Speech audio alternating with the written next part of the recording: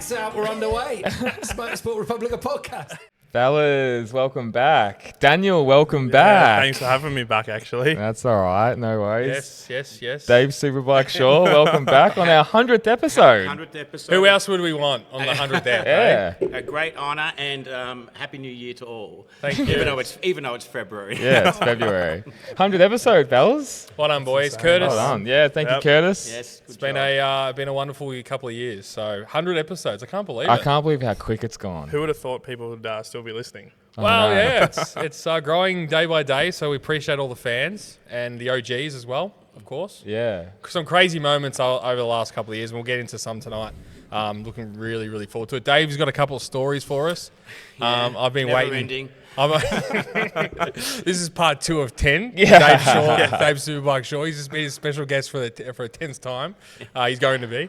But yeah, and then we've got hot takes, Jimmy, obviously. Yeah. Heaps has happened. You know, we had MotoGP testing, some good times out there as well. Interesting. In Sepang. We'll get into that because there were some interesting times from the rookies and everything. Yeah, all the liveries Yep. that have come out. I think it's only LCR just I believe so. I think so. And yeah. And it's I don't know. 40 degrees here right now. I know, So I can hardly think, man. we're It's out. so hot. We're out in the middle of the showroom here at Benzina once again. So I'm trying to get some cool air on our faces, but we'll do our best. If you right. see me fogging up, you know the boys will give me shit. That's the standard.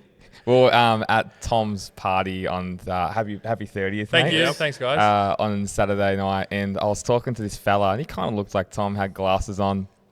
And when I say this man was profusely sweating, he was caked in sweat. And then I was talking to him, he was rubbing his forehead, and it was just coming back straight away. Oh, man. I'm like, oh, are you relation to Tom? Tom's uncle. I'm like, oh, yeah, checks out. The sweat checks out. Yes. Where we run hot, the Chevy like K's run real hot. Oh, yeah. I've never seen anything like it. And his glasses are fogging up. I was pissing myself. It was so Yeah. funny. It's such a you thing. Yeah, 30 years old. I can't believe it. Yeah, look at you Pretty go. crazy. I like it. Didn't think I'd make it, but I'm here. Tell the tale. Yep. Just quickly, shout out to Motor Heaven, our major sponsor.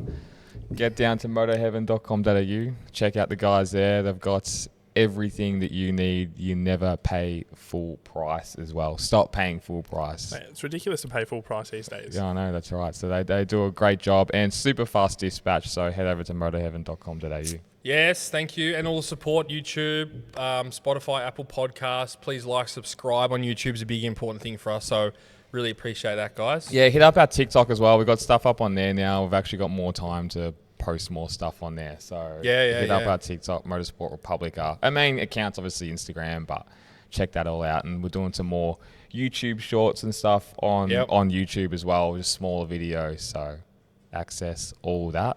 Yeah, Get around 100%. it. And Patreon as well. Patreon, thank you, Daniel. Yeah. Yes, subscribe to that. That's you get free, not free. You got to pay for it. I know, Exclusive. because I pay for it. Oh, good. I don't even get a deal. That's just a little support you give. Thanks, Dave. Yes, that's Appreciate it. it. But yeah, all the sports. 100 eps. It's amazing, crazy. So super excited. We're off to Thailand in a few weeks. I know. Round Can't wait. Round 1. We got invited to testing, but we can't make it, unfortunately. It's pretty wild. Dorna invited us to. We had to turn them down. Actually, had to turn them down, James. Yeah. Because we had to do that. They wouldn't accept your rider of all the M&Ms with the chocolate ones taken. The rider. Yeah. 100%. Go vodka at 3 degrees. They wouldn't do it. Nothing but Grey Goose. So we'll be there. So looking forward to that. Imagine the sweat, James, for that. Bro, I was just Could you about to say, imagine? Tom, you've got serious PTSD about hot weather, Oh, yeah. and you're gonna die there. It's gonna be bad. Well, Few more someone sweatbands. said to me, "You're going to the hottest part of Thailand, so it's in the middle of the north. it's like no ocean breeze, No nothing. ocean breeze. We're in the desert pretty much, and it is the hottest time to go to Thailand. Yeah. Is the end of February. I've Yeah. got a great idea for you. Why don't you invest in one of those Formula One cool suits with the water running around? You know what? Moto Heaven, speaking of them, sell those Alpine Alpine Stars Star cool cool vests. suits. A cool suit. How is it fit under your? Can it fit under your shirt? Yeah. It might make you look a bit more buff as well. But the only problem Don't do is that. it doesn't make you look cool, though. It only No. makes you feel Well, I cool. feel cool. Yeah.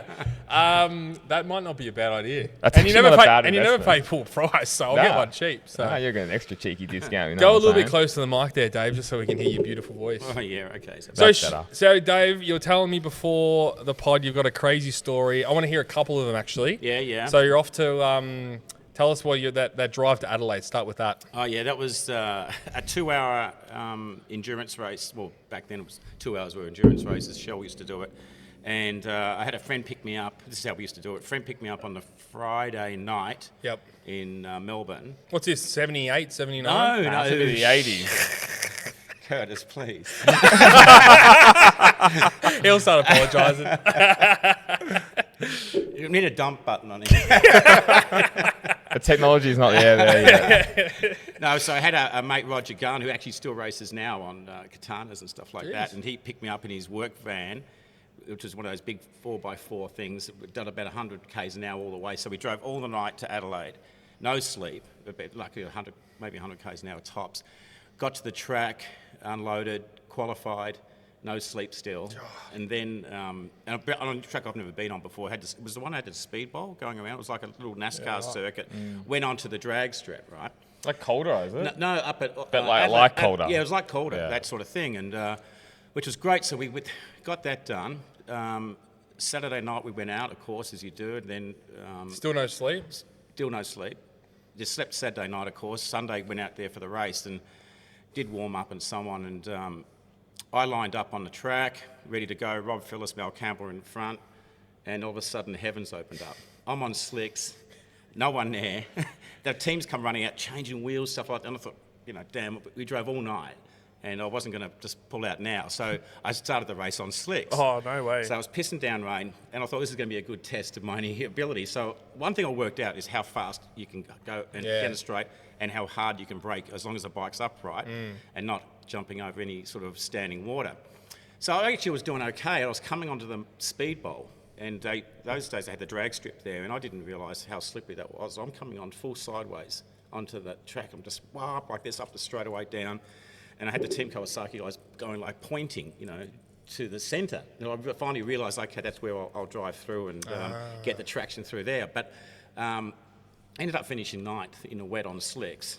And how many laps? Oh, jeez, it was probably 15 laps or something like that. It's a decent amount. Yeah, that's right. And then packed up, drove all the way home that night. Yeah. God. And then got dropped off at work.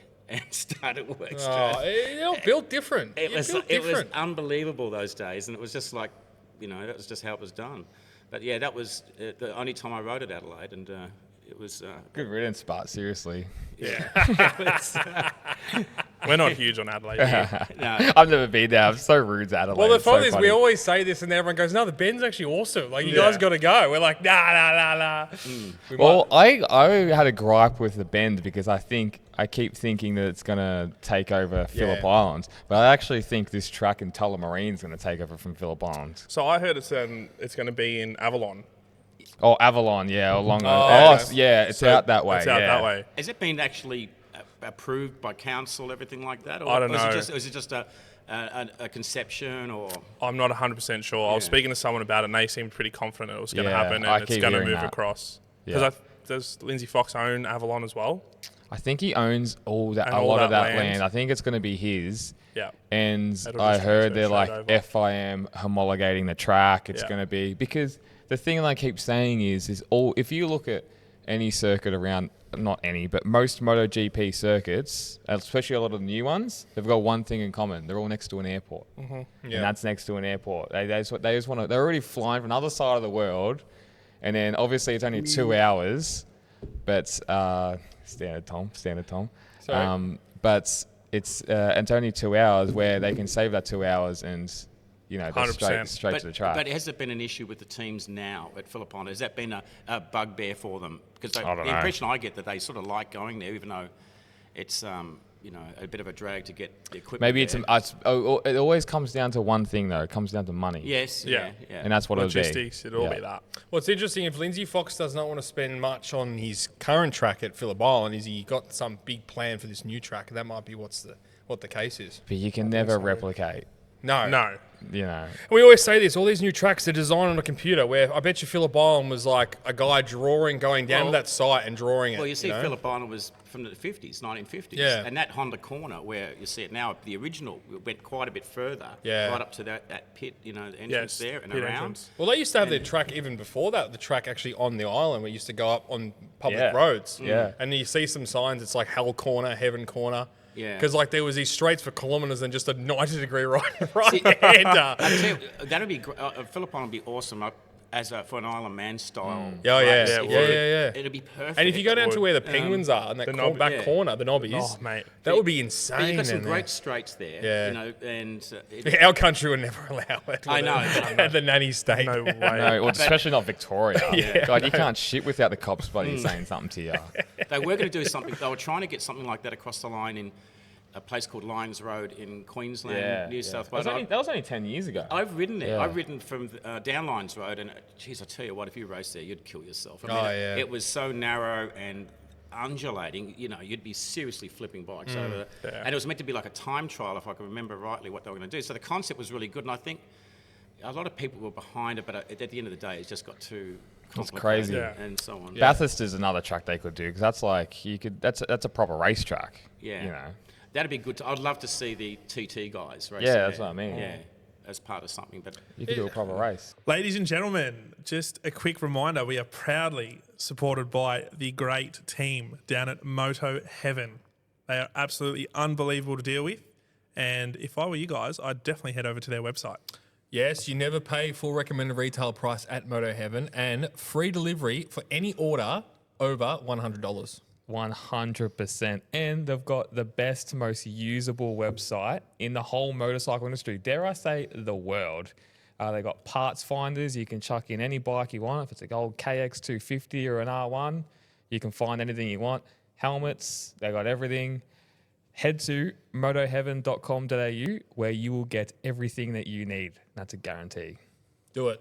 It's just something that, there's going to be some invention in years to come where you can put, padding up on the sidewalls. Like, did you see the 12-hour car nearly went over the side? Yeah, that Porsche, wasn't it? Yeah, it was Stephen Groves, who owns Groves Racing. I think he's still in hospital. Really? Yeah, he's seriously injured his back. And this guy's like a millionaire, owns the team, sponsors, I think, actually owns a VR supercars teams as well. Okay. And he's racing the 12-hour because you have to have that amateur driver. And he's cooked. Really bad back injury. So. And speaking of which, Valentino Rossi got second. Yeah. Yes. And I noticed on it was interesting that wherever he goes, he still has that MotoGP type fan base. Doing the big valet thing on the podium, you know. And, 100%. He's committed to next year as well, from all reports. So For there might be a endurance or Bathurst? For the 12-hour next year. Nice. Yeah, so he said he'll be back. So what's this news you got of Valentino Rossi and you sent today? What did I send today? The video about the biggest him, hot take. The biggest hot take. Oh, Jazza Mazden. Yeah. I don't know if he wants to say it on public thing, but we'll say it. Yeah. Just say allegedly. So allegedly. Allegedly, I'll paraphrase. So Jared Mazden, OG fan. Yeah. Oh God, what's he done? He's infiltrated my mic. He's up there. Works obviously for an audio visual company, and he's installing all the onboard cameras on the on all the cars. So he sent a message, and he was watching during the race. He was watching the onboard footage, and he saw Rossi pass another car under safety car conditions, and he reports it.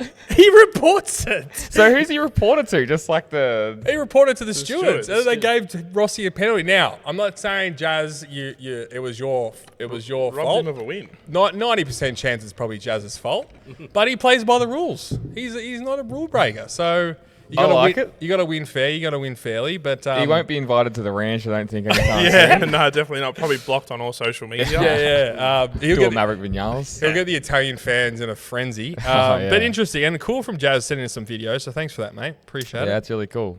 Great footage. It's I love the 12-hour event.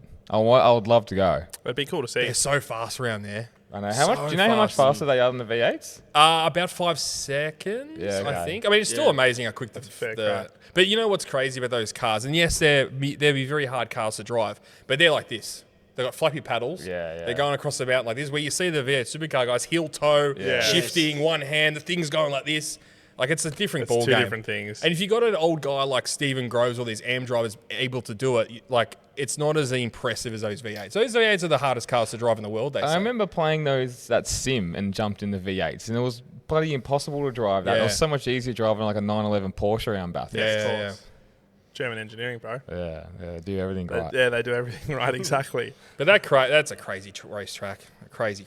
It's that's sports nuts. We were talking about it the other day. Just the money. Like, if you ride up one of them Ferraris or Lambos, and it's such crazy money. It's the same as those guys who race cigarette boats. Those big. I think there's a trophy in it, but it's all about ego, prestige for just winning it, and they've got plenty of dough. That's probably bigger money, I reckon. Those speedboat racing. It's ridiculous. I knew a guy who had one years ago. Dangerous as well. Dangerous as. Two 454 V8s in it, and I think the mileage was 4 miles to the gallon.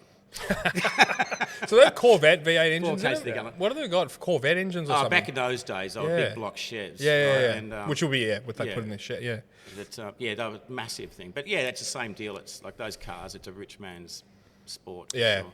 What's the rule about boats and women and planes? No, Dave says it. He doesn't know that one. I don't know that one. What if it floats, flies, or fucks? You rent it. Yeah, there you go. I haven't heard that. What about the sailing one? Oh yeah, that's right. My dad had that one. Was the definition of sailing is standing in a cold shower tearing up $100 bills. That'll never get old. That's so good. Yeah. Or boat, bust out another 1,000. Oh yeah.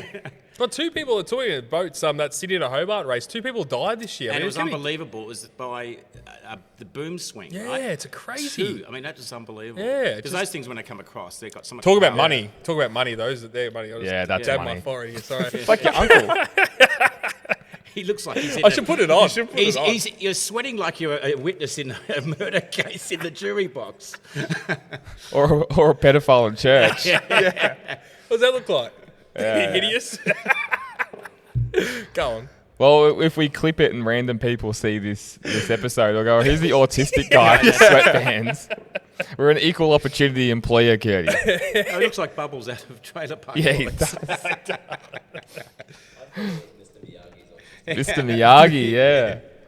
I like it. All right, run us through some testing, Jimmy boy. I was going to ask you, you've skipped over 100 episodes, bro. I was going to ask you guys, what's your favourite thing? No, we're going to wait till the end for that. They're going to wait for the end. All right. That's before hot takes. Got to keep the listener, engaged. Yeah, retention rate. That's what we're about. Thank you. That's YouTube analytics right there. YouTube analytics. Well, it's interesting in the I guess the big, I wouldn't say surprise, but I guess it is a bit of a surprise, is Iogura. Yeah. How quick he was in testing. And he was only, I think, not even half a second off Pedro Acosta's time. I think it was only 0.2 off on what he was doing. So, hey, he did really well. That's amazing, I think. And we talk about it all the time, how he was patient with this move, and it's going to pay off for him. So good signs for Aprilia as well, because obviously a very rideable bike, but okay, he's pretty quick, but then you want to see how Jorge Martin goes on the absolute top end. Yeah, because I still expect Iogura to, I really don't know. Like, he could be a top 10 rider because he's got a good package, but you just don't. You still don't know. And the field's so stacked. But then you look at, okay, he's gone up against Bastianini and Vinales on that KTM. No one knows what's happening with them. It's true. Are they going to be top 10 riders? I actually don't see it at the moment. Well, I got some news out of KTM. So they've come out, had their launch. The boss came and spoke. He said he had the budget already in the system for the next 2 years. Yeah. They've developed these bikes already and they've spent the money. The problem is going to be that sort of second half of the season where they're going to struggle. So gotcha. Of this year? This year. Yeah. So this is going to be the big thing. They might show some signs at the start, but it's going to naturally drop off. Yeah, But once everyone catches up. A lot of things can happen within 6 months, right? Of someone taking over. True. That can happen at any time. There are obviously negotiations going on Oh, now. 100%. So, it's too big a brand to let go. So one of those, like you said, Mahindra. Yeah, like we CF Moto, I think we Yeah, spoke CF about. Moto. That's right. So, they've got to keep it going. And the oil giants or the rich Indians, they love buying these products from Europe. Yeah. Like you look at these sports How's teams the Arabs not bought it yet? I know, it's just They're very much like ball sport based though. Yeah, but they kind of they Really? love soccer. I guess. They love the sport washing. They love. They do love sport watching. what's But it gonna cost? they're in big with the F1s, aren't they? They are. They own half of Bahrain. The Prince of Bahrain owns half of McLaren company. Yeah. So yeah, I mean, there's that. But More owning, prestige for them, though, I think, in a car yeah, definitely. than what it is in a bike. But like, I guess owning KTM as a business is a pretty big thing to do as well. Of course. Even though they're worth like $1 trillion. And I mean, who knows? What's going to be interesting, though, when someone does take KTM over, is what they're going to do, because they can't do what they were doing because No, that that's didn't right. work. That's not working So for they're them. going to have to Well, cut yeah. some fat off somewhere.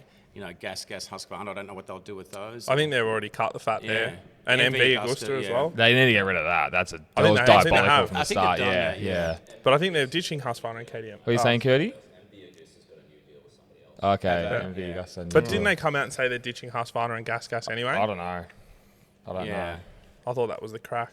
But anyway, Maybe. something's going to have to happen. They'll have to streamline. That KTM car they had at Bathurst. Yeah, what was that doing I mean, there? what was What a the waste of what's the money. go with that? I don't know. It was weird. It was in its own category, so it didn't like. And they were celebrating like a win because they just finished them. I know. That's a bad look. You'd probably crash on the first lap. because I probably not were expecting it to win or to finish. But that's the kind of brand. That's the issue with the brand. I think it's trying to the Expo. They got all these different It's trying to cover Yeah, up too many bases. bases. Just concentrate on good dirt Stick bikes. to what you know. Yeah. That's what, and that's what I used to always say to James. I could never understand why they're in MotoGP. Yeah. But I can and to understand. this day, I don't really know. No, I can understand now because if they want to develop the road range, and I think they're bringing out, or they were bringing out that, Yeah, that that 900. 900 sports bike, which would be developed off a MotoGP bike. So they've done that. They've done that But that was RC8 just for a- the track. Yeah. But that was a track day bike only. So they've developed an actual road bike based around that. It would be like a competitor to the R9, And what's the status of that at the moment? it's coming out. It's coming out.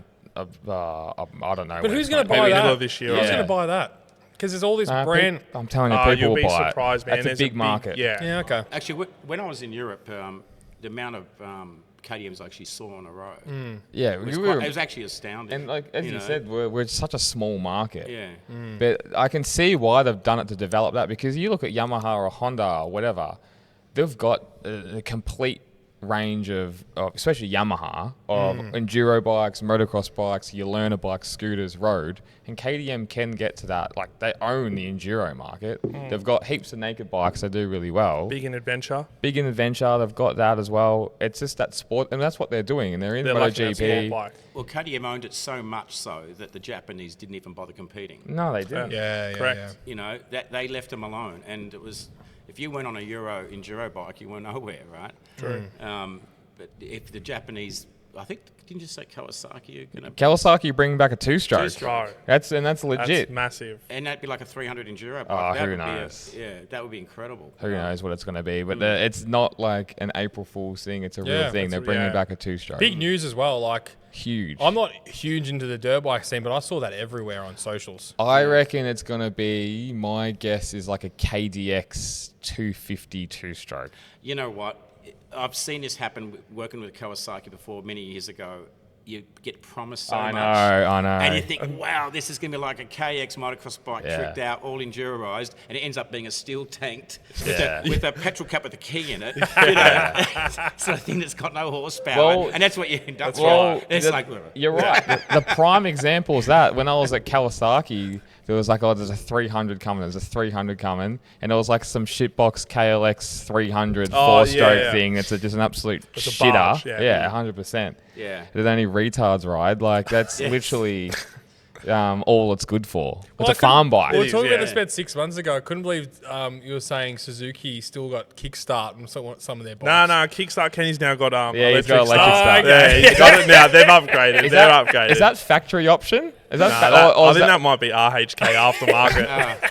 or is it? Can you buy that with an electric start now? And I don't know, man. Or is it just a legit I think I Kickstart might- Kenny? I think Kickstart Kenny might have just found it off something else and put it on. But they've revamped their range. They've got a DRZ. They've redone the DRZ. Yeah. DRZ 4S or something. That Yeah. looks pretty trick. So, yeah, who knows, man? That was a good bike for them, the DRZ. Yeah, the DRZ. Oh, yeah. It never changed from the start. Yeah. They don't need to. They're just a big boat. They just go forever. Just for a trail rider. Yeah, and you ride them up to Cape York or something like That's that. Thanks right, for coming. You can ride it anywhere. Yeah. That's where Honda had it so well with the XR range years ago. Correct. They had the air-cooled, right, motor, so no sticks can go in a radiator, so it was really low maintenance, went forever, you know. But they changed it because... You got to keep up the times. Exactly. Yeah. Sometimes it's just good having a simple things, because you're selling to that market which is just a simple, basic trail bike market. So it's... But then, like, you look at what KTM's done, they've just... Everything's so advanced now, but... And they had a real good sweet spot where you could buy an amazing bike, for, not a crazy amount of money, but then they just went overboard and like 20 grand now for enduro bikes. And what we're saying is 10 grand, I reckon, maxed it out. 10 grand I'd be comfortable with buying, but 20 grand? That's ridiculous. That's like buying it. You could buy a second-hand Ducati for that, and you wouldn't want to take that in the dirt. And things haven't changed. Exactly right. Things haven't changed that much in the last 10 years, essentially.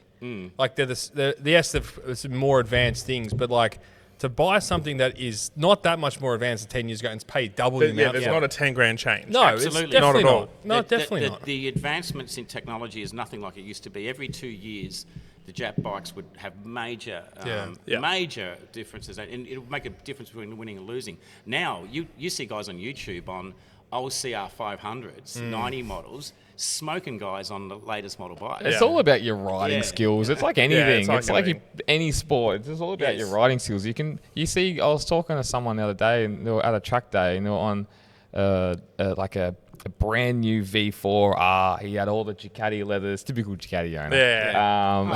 Had special breed. Yeah. had the mat, had the Ducati stands. Oh, no way. And A wanker. absolute wanker. But then His name was David Shaw. Guilty as charged. I was waiting for that. I was letting the suspense build.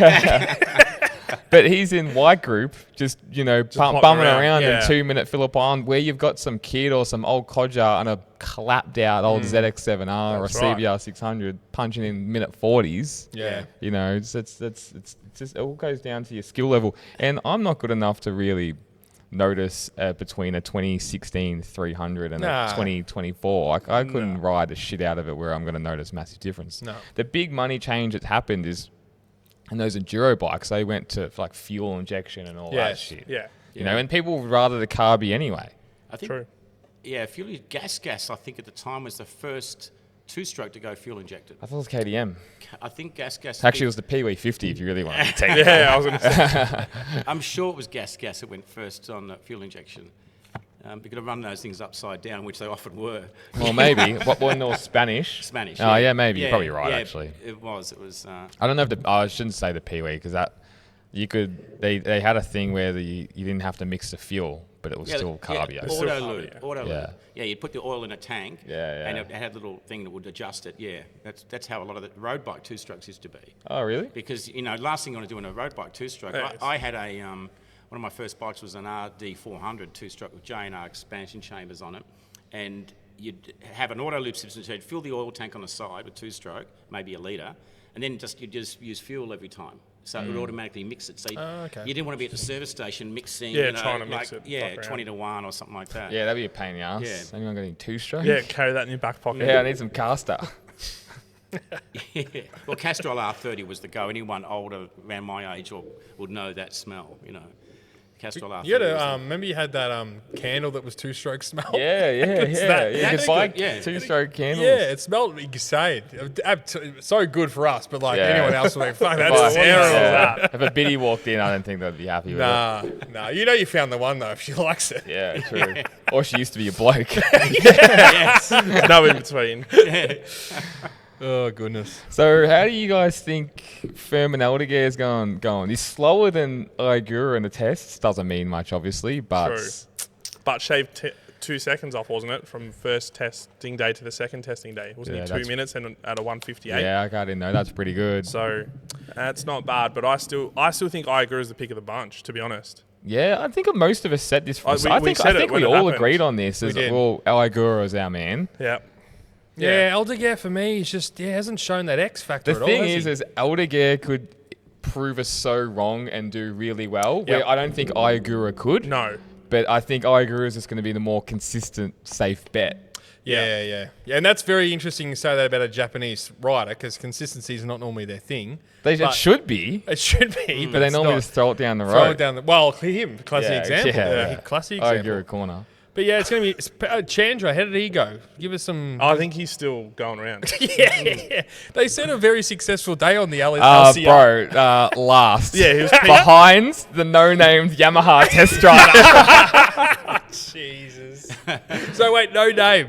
No name. God. We have to confront him in Thailand. He's going to be a big he'll deal be hard. when He'll we're be in pulled from Thailand. pillar to post there. On his first race. Yeah, but bro, I'm telling you, Somkiat Chantra is going to be But he nowhere. has been given a lifeline for that ride, but he's also been given, he's got anything he does, he's not going to impress because the bike's terrible. Yeah, that's right. He's a second off Pirro, and he's almost a second off Savadori on the Aprilia, and he's a second and a half, 2 seconds off Danny Pedrosa. So who was testing the bikes? So we'll give you day 3 shakedown of the results. So you got Quattararo first, Jack Miller second on the Yamaha. V4? So Yamaha's, right? Oh, yeah, but he's won't actually be looking next pretty quick on that Yamaha. So the Yamaha was not running the V4 yet? No. Interesting. Alicia Spargo third, testing on the Honda, exact same time as Miller. which is actually, again, promising. 0.3 off Quattararo, weren't they? Yeah. 0.309 or some shit. Exactly. Iagura fourth, had a really good result. Polo Spargo fifth on the KTM. Fermin Aldeguer sixth. Alex Rins seventh. Miguel Oliveira eighth. He's only about half a second off Miller, which is very interesting as well. Danny Pedrosa ninth. Pirro 10th. Savadori, the test rider, obviously 11th. Yamaha, no-name test rider, 12th. And coming in half a second off, second last is Somkiat Chantra. That would have been Fernandez, I think. Yeah, but surely they would say Fernandez. Yeah, I don't know how that works because even at one stage I had 2 Yamaha test riders, which the other was Dovi. Yeah, So they don't name them. I don't know why. Maybe they're not official test riders or something. But they should be because then Savadori and Pirro are test riders, and Danny Pedrosa and Polo Spargo. Both are Spargos. Yeah, both are Spargos. Doesn't make any sense. Yeah, it's an interesting one. We'll see. I mean, testings. We know over the years it's been it's all over hard. the joint. They're testing. That's the exact thing. They're testing equipment. They're testing a new thing. So it's sometimes going to be what you want is race simulations. That's right. You'd want to be just punching out laps. Yeah. That's where it's going to be at. But testing, they're going out. Okay, this package works. This one doesn't. I can see some development with this. Yeah. So it is a bit of a, Fuel loads to a certain extent with bikes makes a difference. Not a huge amount, but we'll see. We'll see what happens. Well, and so Thailand in next week's the test in Thailand. It's 2 weeks I think before we go. Yeah, so next week. Yeah. So that's it. We should be there. But just going back to Chantra, everyone else could have tried to punch in a half a quick lap, and he's just been doing race sims. Yeah, you just never know. You never know. You can't. You don't know. Well, that's right. Yeah. You can't judge it too hard. I think that's where Furman will get found out. When the flag drops, the bullshit stops. Right? Yeah, that's right. But I think that's where he'll get found out is race sim or your practice sessions. Yeah, because he's prone to going super hard at the front to try and get to that spot. I think that's where he'll get caught out. Maybe he's going to be on obviously a great bike, a championship-winning bike, but God, he's just such an unknown. Yeah, such an unknown. Which is it's hard. Sometimes it can be a little bit easier to pick a rookie. There's outliers like Marc Marquez winning the title or whatever, but he can just go either way, and you just don't know. Yeah, I mean, what I struggle with him is just the arrogance you feel, and him last year was nowhere. A couple race wins, that's it. And to back it up from his previous year, which he did so good in the second half of the year, and then got the contract. It's probably one of the most interesting stories this year for me was how he's going to go, because if he's nowhere, I think all eyes are going to be on him. Yeah, it's a lot of pressure, I think. There's a lot going on though. You got Furman on the Grassini, you've got Iagura coming in, you've got Marquez on a factory Ducati, and you've got Acosta still too. Acosta on his second season coming up. Factory Cato, you've got Jorge Martin running the number one on Aprilia. There's a lot happening. There's a lot going on. It's kind of going to be hard to know where to look. All I reckon is it's the race on who's going to finish second behind Marc Marquez. You reckon that's it? Well, what's your predictions for 2025? Definitely, I think Marc Marquez. What about Bagnaia? Second. They're in Ducati one too. Yeah. It's hard. It's such a hard I don't pick. know about Martin. I don't. I just don't know about him on the Aprilia. I guess we'll find out. Yeah, well, no one knows the capability of that bike like the KTM. And, I think, it's maybe it's Marquez's losers, but I think Marc Marquez's biggest enemy is Marc Marquez. Yeah, I think if he's going to lose a title, it's going to be off his back, throwing it down the road. And he's been... Maybe we talked about it a little bit last week. I can't remember, or maybe it was on Tom's birthday. We'll still chat about MotoGP. Yeah. But at the start of 2024, he was crashing a lot. Obviously, getting used to a brand new bike, and then he got really consistent and had a really good run at the end of the year. And that's going to be the thing: is if he's consistent now for 2025, then he's going to be a major title contender. He was 20 horsepower down on that lot. bike, and. Another year under his belt on a factory bike, I think his confidence levels will be up high. I think he'll be champing at the bit. I really do. I mean, he's 8-time world champion. He just can't throw it. Yeah, he knows how to do it. Of course. And he's just so much more. I just still think he's that much more of a killer instinct than anyone else in that by grid. far. Yeah, he wants it bad. Like he will punt his own grandmother off to win a title. That's right. Marc Marquez. Yeah, Martin's the interesting one as well. But I think Curtis made a good year. Curtis made a great point last time we talked about the Bagnara thing, about taking wins off each other. Yeah. Which could be, that's true. in their detriment. Well, that's what we literally. I just edited a clip today about two teammates taking wins off each other, and we were talking about 2007 Formula One when it was Lewis and Alonso.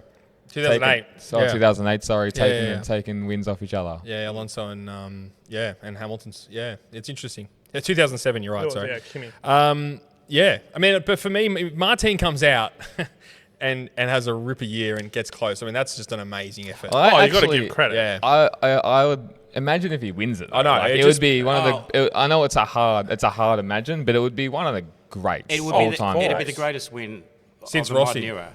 On a Aprilia of all things. By far. Bring an Aprilia to the promised land. On a first year, and... With a number one already on it. The motivation's there for him. Like, keep that number one plate and prove it's you, not the bike. Yeah. And, there's nothing more powerful than self-interest, right? So that's the equivalent of Rossi going from Honda to Yamaha back in the day. You know what? It's probably the most equivalent there is out there. Yeah, well, because they were both Italian brands. And, that's right. Ducati owned that Italian thing.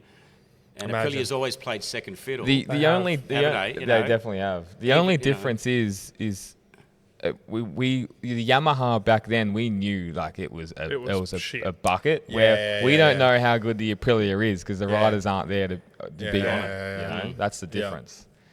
But imagine. I know it'd be one for the ages for sure. Oh yeah. But I just don't think. I think him carrying the number one plate is his way of saying, okay, I'm going to run a number one plate here now because I don't know I'll be doing it next year. Well, that's the other thing too, isn't it? Yeah. So, but who knows? That's the beauty of it. You just don't know until Motorsport this year. I'm telling you, will go down in history of one of the best years. I mean, we've got F1. F1s are going to be. No one knows who's going to win. You got Lewis Hamilton and Ferrari. You got Marquez going to Ducati. The two Italian big brands. That's going to be fascinating with Lewis on Ferrari. Well, we should tell him when we're on the Uber on the way to Tom's. We're talking about F1. Funny enough, and we're talking about Hamilton, and I was like to Dad, the Italians won't put up with all that bullshit woke shit though. Yeah, they won't. And I didn't realise that Uber driver was Italian. He's like, nah, fuck no. There's no way we're putting up with that. Love it. That's right. He goes, no way. He's like, you wouldn't see a rainbow sticker on this car, would ya? I'm like, yeah, you're one of the. He's probably going to dial it back a bit, but he's not going to. So it's going to cause a stir, and it's going to be very interesting. Well, it's a personality, isn't it, with the Italian team? Yeah. Look, geez, he's not stupid. He knows the deal. Yeah. I don't think he has the same level as respect in the paddock than what Marc Marquez has in the MotoGP That's paddock. A big call. Yeah. That's probably a fair call, though. He's ruffled a few feathers over the years, and look, Marc Marquez has. 100%. But I think in different ways though, they're completely different ways. Because Hamilton's turned F1 into this, woke right. style of he's the rainbow flags and the no grid the girls gear he and gets dressed up. When he's turned it into this circus. And yes, he's one of the best of all time, but it's going to be interesting. Yeah. Was it Charles, the one that didn't kneel or something? Because Yeah. it was Take a knee. Yeah, it was, something like that. Yeah, It was Charles, Leclerc, wasn't it? Yeah, I think it was. Yeah, I don't think Alonso did either. I mean, that was a basket case as well. That Yeah, crap, that was- wasn't it? yeah. And then the poor guys got alienated for not doing it, but they don't give two shits of what's happening in America. Yeah, Nah, that's that's Like, right. the Not everyone Europeans- cares about America. No. Fuck. Like You seriously. better drive a car. Yeah. I know. That poor Jesus. policeman was just trying to do the right job. Survival what- of the fittest. It's funny. It was a quote Gene Simmons from Kiss once said about taking a political stance as an Yeah. entertainer. He goes, "I'm sick of these guys do it. Just do what you're paid to, is juggle balls, Yeah. play music, and act in films. Yeah. Yeah, it's true Just though. do that. Don't you tell know? me how to think, bro. I'll figure it out And for we myself. always say this: you sit down on a Sunday night for us, we have all this fucking bullshit all week, on, Yeah, it's and right. then we got to watch someone go on one knee or have a pride flag. We just know. want to watch sport. Yeah, Like, that's right. Come So on, like true, man. seriously, like bring us to all together, not alienate everyone. Yeah.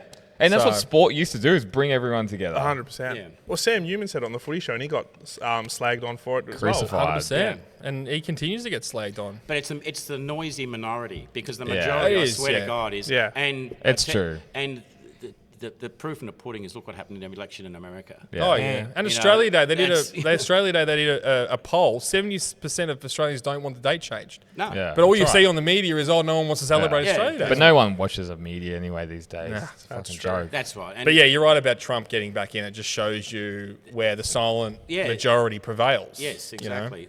Everyone's sick of that stuff. It is a shift. So I think the whole world's shifting It back started with the girls, the grid girls in the Formula One. Yeah. Yeah. How crazy is that? Crazy. And and you made a good point about this. They're just taking them out of a job. Yes. It's not like they're getting forced to do it. They want to do That's it. right. It's part of their job. They have a whole organisation that has these girls that do Yeah. this for their living. They travel around and do it, and it promotes themselves and so Yeah, on. 100%. And to take it out because it's It's like, like they were forced to do it. You're yeah, right. that's right. There's crazy. a gunpoint there. Going, right. Yeah. But Oh. it's like taking offence on the behalf of someone else. Yeah. You know, yeah, it's yeah. Ridiculous. Yeah. It pisses me off so much. America, get your shit together. Seriously. Well, they you should- ruin well, it for everyone they else. should now, but the They Well, better. yeah. but Yeah, at least with MotoGP, they still get good girls on there and stuff it's like a bit that. more old school. You know. And you and the girls walk through the paddock at Phillip Isle, like it brings everyone, everyone brightens up Well, their it day. does. Yeah, I'm Yeah, sick get of a sore neck and shit. It's yeah, awesome. I'm sick of looking at dudes the whole Yeah. time. But it just creates a bit of glamour in it. It does, yeah. Yeah. Curtis was risen up the Monster Girls. Yeah. Yeah, you Last were. one as well. We got a couple of photos. Where were those hands going, Curdy? We call him the octopus because they're everywhere. Octopussy. That's his anime he watches. 007. No microphone, you can't get me back, Curtis. Tentacles. Oh, hilarious. That's fairy to you. Last one. Sorry, kid. I'm sorry. I won't edit this episode now. Do it all yourselves. I told you Yeah, you it's should just get it insane, done. but Yeah. Well, not much. There's not much news in Formula One. Have we talked about Buddy Hamilton test driving that Ferrari in Monza? We talked about that last week. I can't remember. Yeah, we And he did. crashed it. Yeah, we talked about that already. Yeah. Yep. Anything else out of that? Nothing. Yeah. There's no coverage in F1 testing compared to MotoGP. I feel like it's- it gets so much But more. there's been no F1 testing yet. Well, like Hamilton Nah. driving a fucking Ferrari is pretty big. Nah, but it was an old 2-year-old car. It was just a show. It was just for a show, photos and stuff. It wasn't But real like, testing. I still feel like no Still, one cares. yeah. They care more about the photo of him out the front of Buddy. yeah, with 7 windows open. And Yeah, the 8, yeah. They care more about that than him actually being in a red car. What's the most amazing thing about F1 is they get 2 days of testing the whole year. How crazy That's that is. They've got to insane. build Yeah. a car, put it in a wind tunnel. They get limited wind tunnel time as well. The higher you go in the grid, you'll get less wind tunnel Bet time. like Haas or someone will get More. So it's all concessions. concessions. Yeah. So they can't test privately. No private test. They've got a Pirelli tyre test a week before launch. Yeah. So they can do about, I think it's 25 laps with the new tyres, and it's a photo opportunity.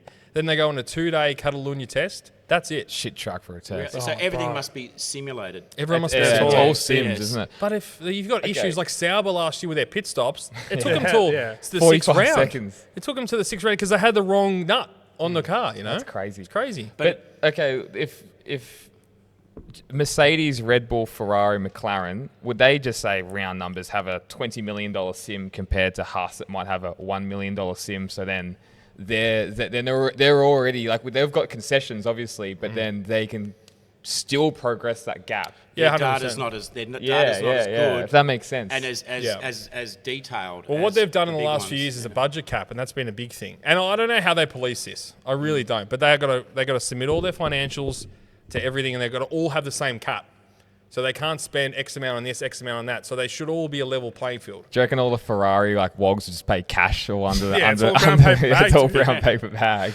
Well, probably, yeah, you're right. But I mean, the facilities at Mercedes and Red Bull are going to be far superior than Haas. Well, that's what I mean. Yeah, Like all so of those, course. and if you're testing sims all the time, And you're paying this guy an X amount of dollars who works for Ferrari, he's not going to be as good as a Haas employee as well. So it's all about your personnel as well. But 2 days of testing, I mean, it's crazy. They used to have unlimited testing. They used to have mid-season testing. They had all these little things. is it too little? Too little Well, testing, in your opinion? I think it's made the field closer. Okay. Because you got to remember, back in the 80s or 90s when Prost and Senna were going around, that McLaren was 2 seconds a lot faster than anything else. That doesn't happen anymore. No. 89, I think it won every race except for one. Ferrari won the other one. Yeah. Speaking of sims, just a bit on MotoGP with that. Bridgestone had they had 10 years in the game and developed a computer system called UI, and they developed all their GP tyres on computer. That's amazing. That's a Japanese thing to do. And they then developed, and obviously the Bridgestone being an awesome, great tyre, obviously they developed it really well. They then used that computer system to build street tyres. Yeah, right. And their 22s and so on are all done on UI.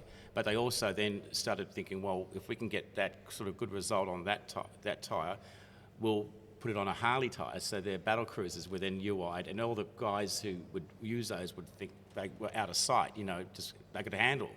So that simulation was, you'd think that the developer time just do on a track, but it was all just done on computer. Yeah, And, it's interesting. Crazy. Similar story with F1 with McLaren. With Michelin and Bridgestone when they had the tyre wars. When Pirelli took over, they bought both their technologies and bought them both, all the rights to them, and used both their sims to develop their new tyres. Bring back tyre wars, I say. Yeah, 100%. It's an I love interesting the tyre topic. wars. It is, yeah. I've always, because it was a rider championship, a manufacturing championship, and a tyre. And the beauty was, what I really liked about it, because it mixed it up. You'd have a Dunlop track, you'd have a Bridgestone track, or Michelin, because of the certain conditions, whatever. And so you'd mix up the field a bit. And Yeah, we had this conversation with Moto 3 last week. Should it all be one bike, so it's all fair? Yeah, I didn't know with Moto 3 though that they're looking to take it to like a two or twin cylinder 500 shitbox thing, which is that's bullshit. Is it cheaper, obviously? To try and bridge the gap from 3 to 2. Yeah, okay. Because It is a huge gap. They're finding that when people go up, Well, they can't. they're struggling a lot. The first year they can never do anything on the bike. So Isn't that's it why they're interesting? trying to make it a bigger bike in the Moto 3. except for Jack Miller goes from Moto 3 to GP straight off. Hey, and Just Darren jump. Binder. So it can be done. True.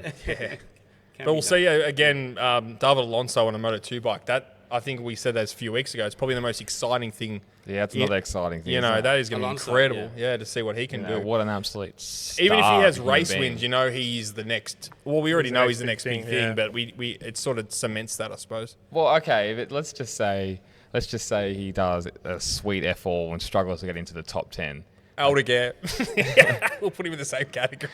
But how quickly would he just be disowned from that paddock? You know what I mean? It's Like, amazing. it's so finicky. Yeah, Is that the word? Fickle. Fickle? That's Yep. the word. Fickle. But you look at Jack Miller. Jack Miller had heaps of talent, and now he's had 2 bad years on the bike, and everyone thinks he's shit. It's just so quick in the game. Yeah, it is quick. Baldassarre is a bloody prime example. He went into one of the Moto 2 seasons as the hot favourite. The man did sweet F4 and then went down to Supersport. Juan Masia, he's in World Supersport and he just won a Moto 3 title 2 years ago. We had this conversation, I think, didn't we, on your party, right, about... So all we did was talk about bloody MotoGP and Formula 1 at your party. That's right. But you were talking about the performance of riders and what happens when they go off the edge a bit. And, I can't speak for Jack Miller, but he's been married, he's now got a kid. Yeah. A lot of gun riders, up to 19 years old, they're different to when you are at 21, 22. Correct. And that's why they use them as fighter pilots at 19 years old, because when I get to 21, I start having a bit more The frontal self-preservation. the frontal Starts lobe to think. that's right. develops. So with GP, Yeah. I mean, these guys are pushing the envelope absolutely, and where a rider who's going to make a move may just subconsciously think something. You know what I mean? I'm not saying with everyone you can do it, but I think that may have some effect. Yeah, 1,000,000%. Yeah, it's just. Or it's that classic quote you said a few weeks ago with Alonso and Schumacher. He's got a wife and 2 yeah, kids. he at goes, home. how did you know he was going to he was going to break? He goes, he's got a wife and 2 kids at home. It's a massive thing. It is, because all of a sudden you've got someone else to think about, Yeah. rather than yourself. Ice cold comment. Oh, yeah. It's number one. It's Yeah. number one. But it's true. That's how Yeah. I think. That's what I think. Anyway. Yeah, it's a good point. A really good point. And But like, there's just riders over the years. It's amazing, and I don't like. Rabat won a championship and then did absolutely nothing on the bike. Two Like, championships. there's just so many examples of that in motorcycle racing. I don't think there is that much more. It's not the same in car racing. But they lose. No. They can lose their hunger too. I mean, it's like Yeah. they Yeah. reach the pinnacle, and they've just their drive has gone because just- yeah. they've got there, and it takes a special one to keep that momentum going. And then you into know, your late 20s or your 30s, Yeah. as you said, like that's another level again. Your Well, look at Marquez's, your Rossies. Rossi, right? Yeah. And, into what 40s. 40s, 41? still on the pace, right? Yeah. Like he was winning titles, I think, in his late 20s or early 30s, Valentino, which Yeah. is going up against 18-year-olds. As you said, Yeah. where Gotta they're want just Yeah. crazy. Yeah. But it's like anything. I heard today on the radio about someone wrote about becoming an expert, and if you do 1,000 hours of anything, you're going to become an expert at that, right? And that's it. If you do, and he's done that, Rossi, right? And so his age takes it probably second to his experience and what he's done of his time. So that got him through. But then you think, all these Spanish kids coming through, they've probably all done this. Surely they've all done the same yeah, hours, look, and then yeah, that's right. and then it goes down to either natural ability or your Drive. your Yeah, drive. mentalness. Yeah, your mental, Between your ears. mental toughness. Yeah. Yeah, definitely. It's what's in between your ears is what's really carrying it through. But yeah, I think that's with any sport. Like we were speaking about Michael Jordan the other day, and I think we Yeah. spoke about it on Yeah. the pod. Like that dude was insane. I've got to see that. I haven't seen that. Yeah, the last last Stand. one. That's fantastic. If you ever, James it's told me amazing. about If that. you ever want He to, needs some motivation. oh man, like he just was demanded perfection, and that's why he was so good. It's Yeah, really and created inspiring. enemies in his head, and Yeah. it's it's special kind of people. Yeah. Well, I think you had that thing on Nike. Was to be number one, you got to train like you're number two. Which Yeah, it's a great you know, quote. it is a great quote. You got to have that chip on your shoulder. You got to be a bit arrogant. Jorge Lorenzo came in arrogant Yeah. as, Yeah. but it's the only way to do it. If you want to go up against Valentino Rossi, you got to just You've got to have have that. no fucks. If you get on a starting line and think that you're not going to win, you're not going to win. Yeah. Yeah, that's right. May as well pack up and go home. Yes, that's right. You've got to have that self-belief. And then you look at Casey, who just packed it all in at 25 years old or 27 years old or whatever it was. So young, still had so much more time. I think with Casey, he was sort of over the politics. Yeah. Hard. I think Moto 2 and how they were treated back then, I think that sort of got up him, and he sort of didn't like how it was going in a paddock, and he just wanted to get out. And plus, was he married before he finished or married after he finished? No, during his career. Yeah, he got during. married, I yeah. think he might have. I He's think he- definitely with her in his first championship, I think, Yeah. too. I reckon he had a kid by the time. Yeah. By the time he won a title at Repsol Honda. Yeah, I think so. Yeah. Well, what we need to do is get him on the pod and we'll ask him. Yeah, you should. Would love to. Yeah. True. Doesn't like the media too much. We're No, not media, not but media, we're but podcast. yeah. We're against the media. Yeah, we're actually on his side. Anti-media. Yeah. Just with F1, Tom. Yeah. Where do you see Charles this year in that Ferrari? I think he's going to go really well. I think he's going to outscore Hamilton. I got a box of beer on that with my mate Alfie as well. I think he's going to go. I think Hamilton's going to push him harder than he's ever been pushed before, and he's got one more experience under his belt. So Is the car good enough? I don't know. I think their peak performance, all those four teams just peaked. Like I think they're right at that level of where they can develop these current rules. But do you reckon it's the same as a Red Bull, that Ferrari? Oh, in I think performance? it's better than a Red Bull. Yeah, okay, I yeah, think yeah. Red Bull's probably going to be the fourth fastest That's car. what I thought, yeah. But Max is just Max. He'll he'll wring the neck out of it. He'll find a way. But it's always the last year because it's last year before the rule change. Regs, yeah. So the new regs coming in. This is where they've absolutely peaked in performance. We're going to see a fast year this year. I'm predicting a lot of accidents because it's going to be that top 6, top 8 going for every race win. There's going to be a lot of mistakes, but it's going to be super exciting. What's the engine configuration going to be for next year? They're still going to be V6 turbo, but they're going to they're getting rid of they're getting rid of one of their MG UK systems, so they're actually making it a little bit more simpler. But they're saying that it's going to go to more of an engine formula like when Mercedes were dominating in 14. So Ford coming in, who's going to be the Red Bull. And funny you talk about this. This is why supercars, their Red Bull team is going Fords. Because it's a worldwide thing. They're going everything Red Bull and Ford they're connecting a partnership, because that's big news over the last few days. Is they've been with Holden for 15 years, so that's another reason why they've gone for the Mustangs from next year. Yeah, but Ford coming in, it could be a dog shit engine. It could be like Honda and McLaren. We don't know. It's true. So, and this is where Max is going to be his last go at it. And if he starts 26 and the car's rubbish, he'll leave. He'll walk out. I don't know about you, but I mean, you look at YouTube, these things of the sound, V10s, V8s. Oh, yeah. Those V10s back in the day. Yeah. If you listen to Eddie Jordan, he's... Wow. Eddie Jordan, the famous racer, team owner and everything, he came out and just said that's the worst thing they've ever done in Formula One. Yeah. And he's gone on publicly and said that. Yeah. And it is. I mean, how exciting would it be if they had the V10s back? They were, mate. Their sound was just phenomenal. Yeah. But it's interesting. We'll see how the world goes. I mean, Trump might bring him back. Well, he's brought the 2-stroke Kawasaki back, so he's halfway there. What were you going to say, Curdy? You don't have a mic, unfortunately. Just talking about Ferrari for a second. Since the 2nd of Feb, this month actually, their stock price has gone up $7 billion capital-wise, estimated to close at $7 billion increase. Wow, so from Hamilton, and especially from what was that Instagram post that he did with him in like the coat and stuff like that.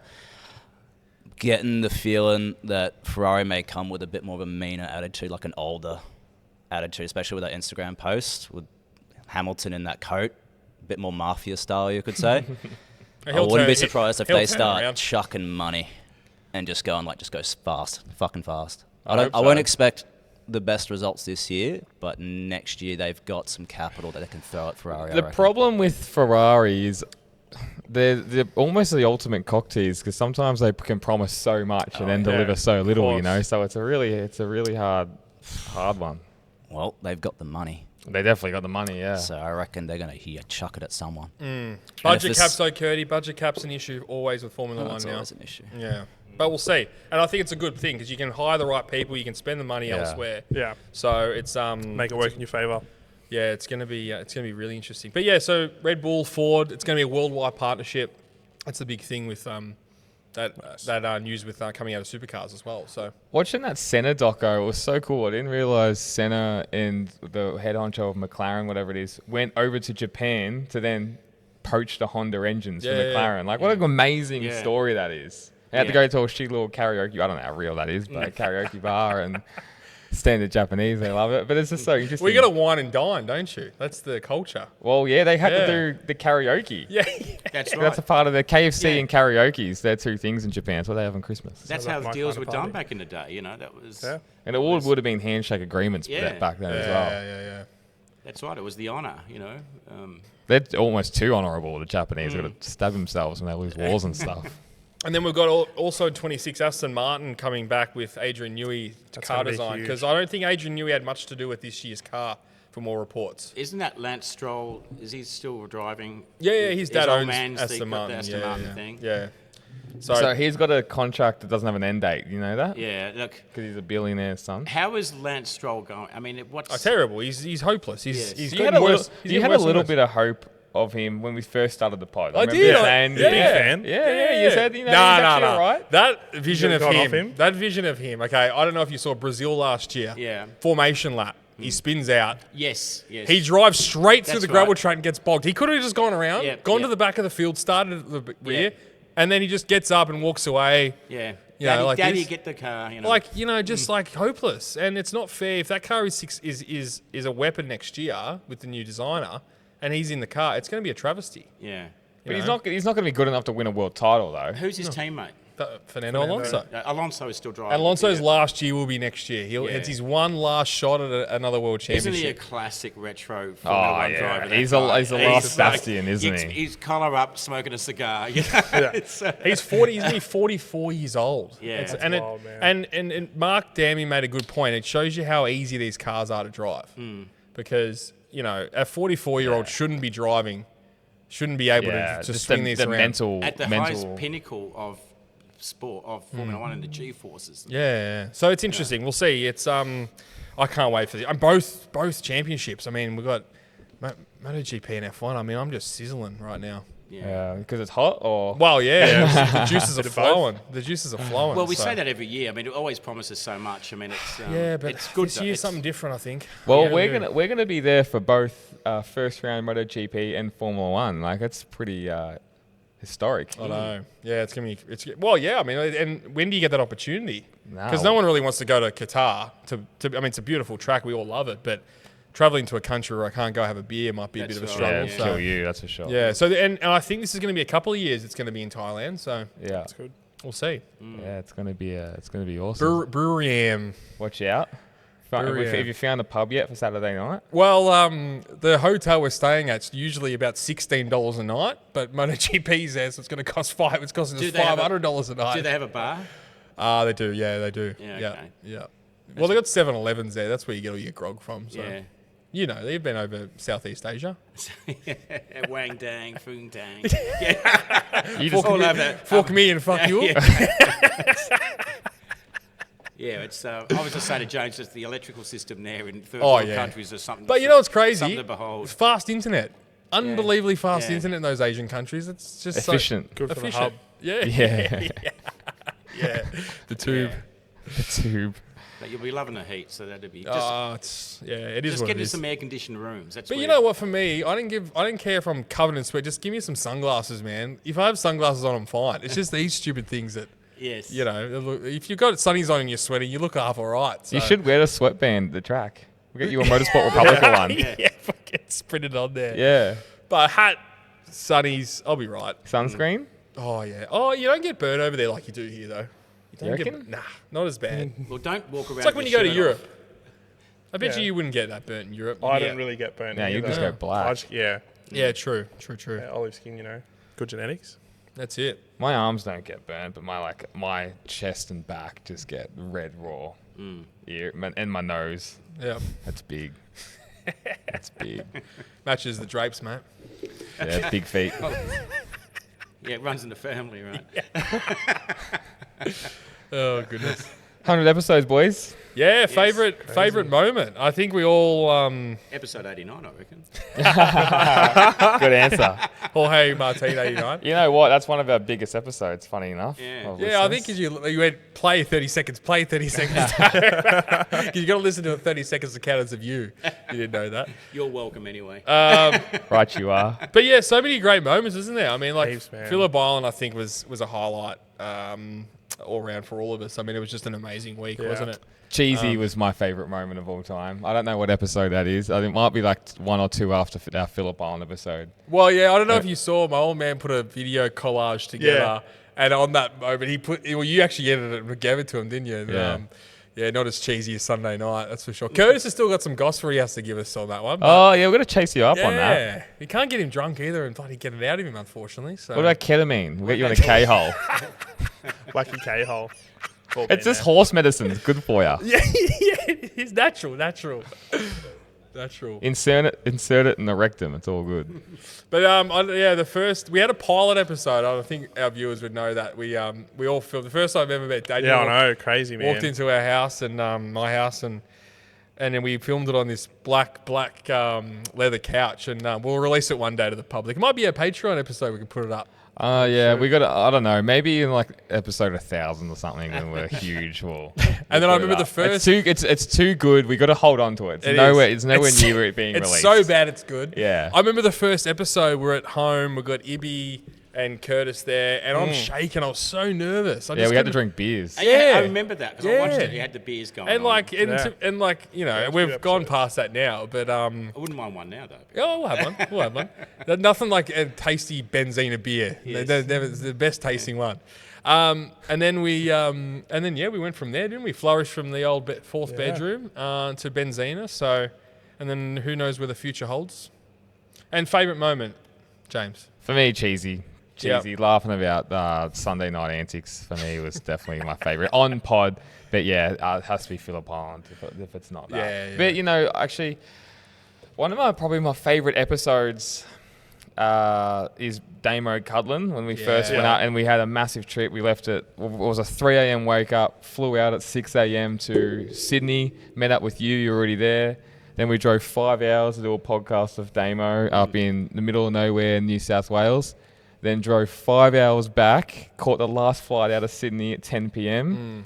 Got home at like 1:30, 2 in the morning. Yeah. And then went to work the next morning. Who does that? Oh, no, that was crazy. Commitment to the cause. It was commitment to So the cause. we flew to Sydney, then we drove 10 hours in total, flew back to Melbourne in one day. Yeah. I mean, that is just... Then doing a pod. We wild. were wrecked. Like, that's just wild. I mean, that's like David Shaw endurance 2-hour bloody storyline, that one. And I was saying before the pod, I'm like, no one does that now. I'm like, we did it. Yeah. We did it. Yeah. I remember driving up and, oh, God, You it need was to do crazy. one at my house in the garage. Yeah, that'll be cool. Maybe, what's a cooler month? Winter's great. Yeah, July. Yeah, we'll come up in the winter, actually. Yeah, winter's lock that perfect. in. Daniel, favourite moment? Yeah, probably that whole Damo thing was Yeah. pretty good. And then I got stuck in Sydney actually that night because there was severe weather warnings That's going back right. to Wollongong. So I had to Yeah, book yeah. a hotel last minute That's after right. we dropped you boys With off. Dad, with Pino. Yeah. So yeah, did that. That was fun. But oh man, there's so many. You I know what think was a good one with you? Sorry to steal your thunder, but Brent Stevens. that was fun. That was really good. That was a great He was pod. MotoGP Really, really mechanic. good. Crew Halliday's like knocking on the Yeah. window and then rolls in. He almost busts the door open like half naked, which would have been amazing for the Yeah. fucking pod. But I think Brian Starring as well was the one that sits with me. Yeah, the yeah. first That was the first guest, wasn't it? First Yeah. special Yeah, guest. yeah. Oh, Damo Garipoli Yes. was the first special guest, but No, he flopped. Got- Gaza. got scared. Damo Gaza. Damo Freeze Garipoli. Nah, he's all right, Damo. Hey, Damo, what was your favourite Rossi moment? Oh, just all of it. Come on, man. Do you have a favourite helmet? Oh, just the yellow one. The moon on it, you know. Yeah. But yeah, Brian's like, we were so nervous and trying to find Oh, man, shitting myself. trying to yeah. find a spot, and then just speaking to him beforehand and doing run sheets and all that kind of stuff, and Yeah. I think and just meeting everyone has been really cool. Sunny you know, Coast, like- Sunny Coast was amazing. Yeah, like, Chris. It's little funny moments like us. I don't know, like we're on the beach. Yeah. And it was like winter time down here, and Yeah. we were floating we're in the chilling, yeah. floating, and then we got to the RSL for a beer. I mean, that was Oh, awesome. that was good. That's, Yeah. that's Queensland lifestyle. Oh, yeah. Yeah. You know, And that's then the go. we drove to Chris Vermeulen's house in the hills and had a beautiful property, and he was showing us all these old race leathers and old Yeah. bikes. And Yep. I mean, we've been to some crazy places we never thought we'd be. And So- not seen race leathers. Like Yeah, yeah, stuff yeah. The that's ones that full were- collectible items. yeah. Yeah, that stuff's all pretty cool. Very Yeah. cool. Yeah. And having his bike in there, which is The MotoGP bike. Oh, Sitting on man. that was cool, wasn't it? Yeah, that was. Well, it's our profile picture on Yeah, it Facebook, is. isn't it? Yeah. So. And what about Definitely you, is. Tom? Some of your favourites? Oh, look, I think, Sunny Coast for me. I really enjoyed that trip. Yeah. And I think we went up there and we watched the last two. Oh, they had no. What's with our trips and no sleep? Yeah, we love a 6 a.m. no. flight. We love Yeah. a cheap flight. But then we had to stay up because of the last round of MotoGP And and F1. F1, yeah. And F1. And I remember sleeping that day. I think I had a nap and I woke up and I was like, Yeah, I was, you were fucked. I was fucking, I've never, like, I reckon in my life I've napped 5 times and I napped. Yeah. And we woke up and then we went out for dinner with Renita. That was awesome as well.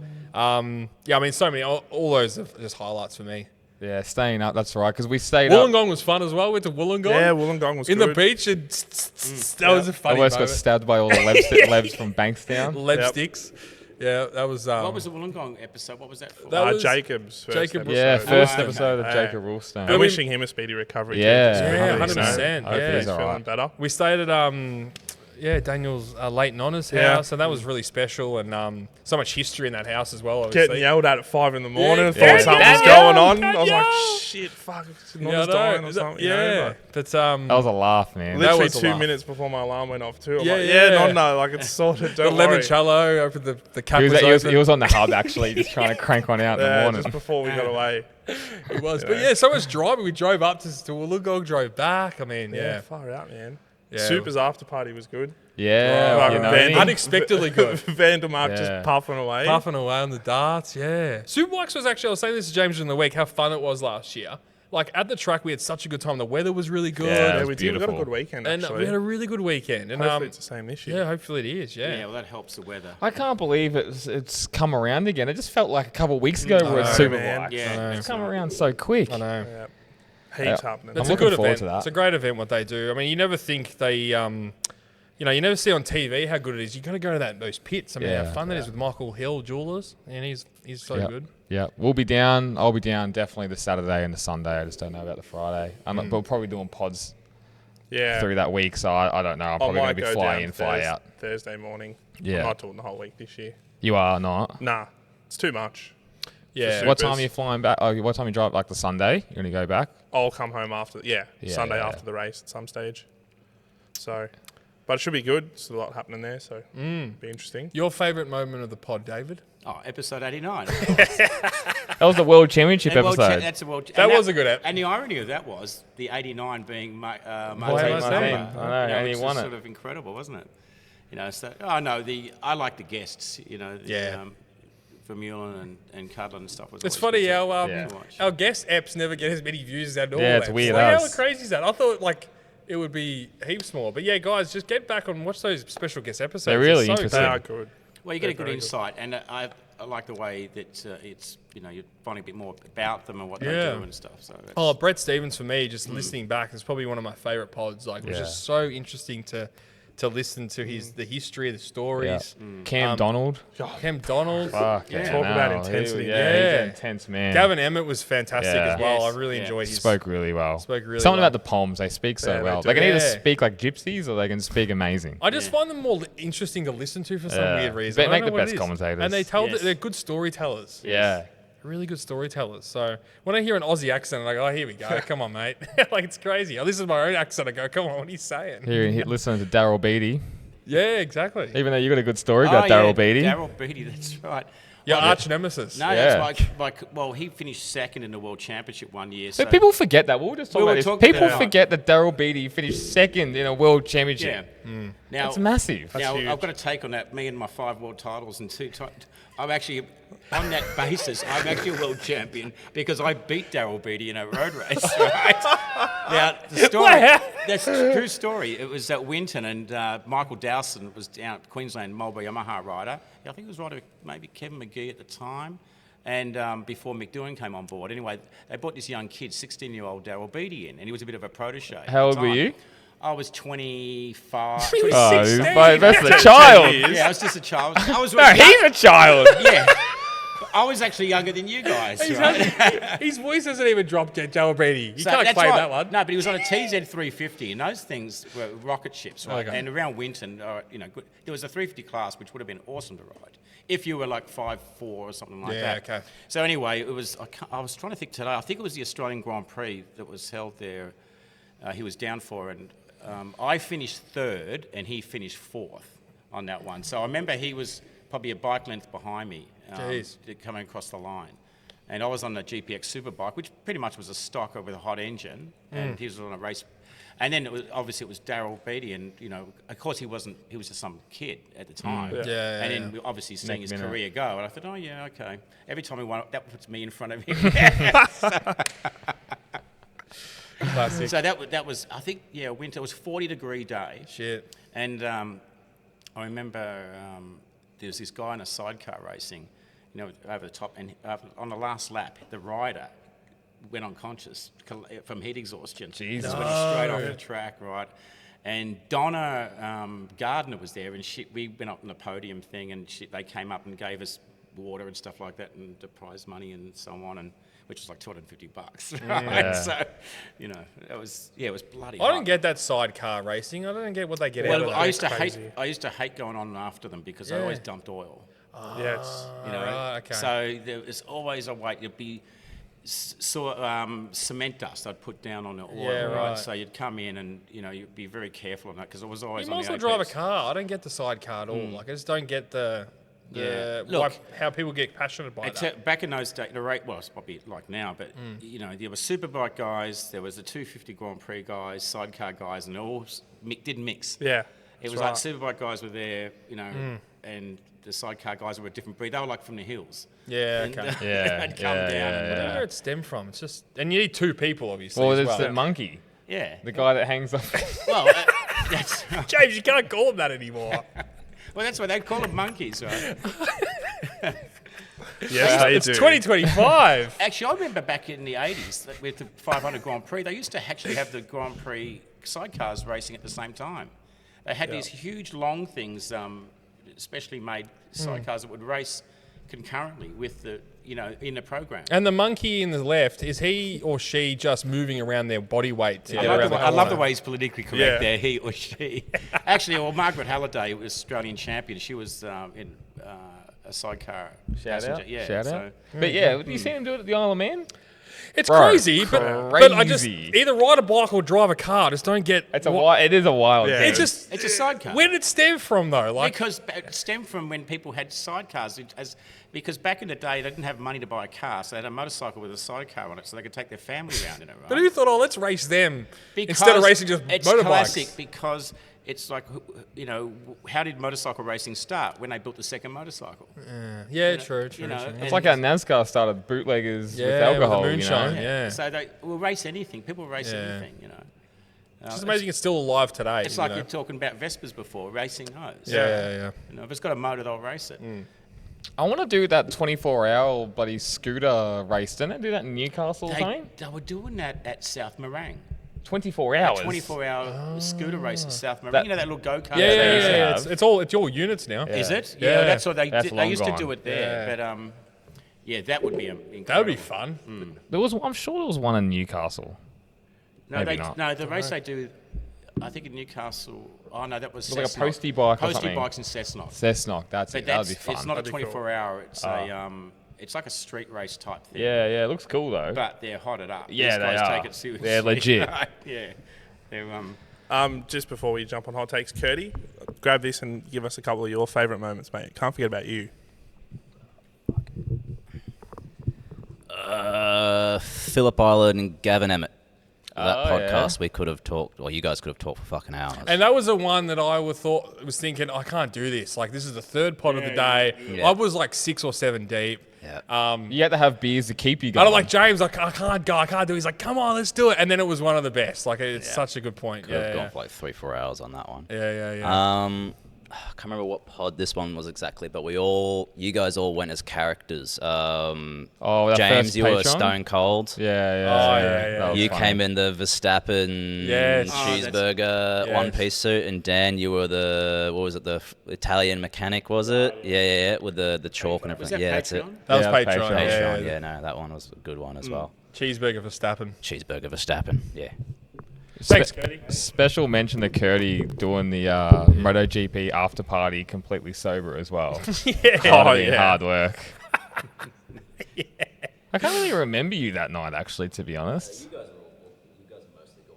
Yeah, what were you doing? was You were mi- downstairs, He were was you? mingling downstairs. Oh, yeah, I know. I can't say what you were doing now, but you were doing something.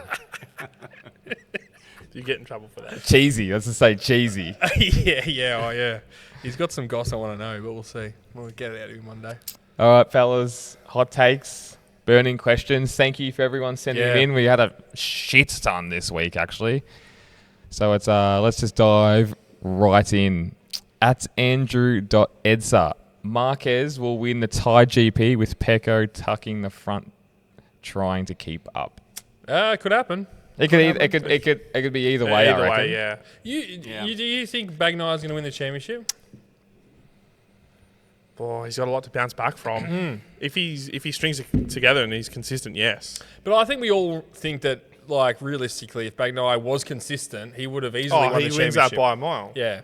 So it's going to be an interesting one. I don't know. Everyone jumped on Marquez coming into last year. I did. You know what I mean? Yeah, so yeah. I'm not 1,000,000% convinced that he's going to go out and win by a country mile, but it'll be interesting. We'll get our prediction show coming up in the next 2 weeks, F1 and MotoGP, Yeah. so that's going to be something to look forward to. 100%.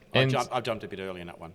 And Bagnaia needs to, I guess, sort out his sprint races as well. Yeah, that was a bit 100%. of his Achilles heel, especially at the start of 2024. That's where Martin made a lot of points at the start of the year.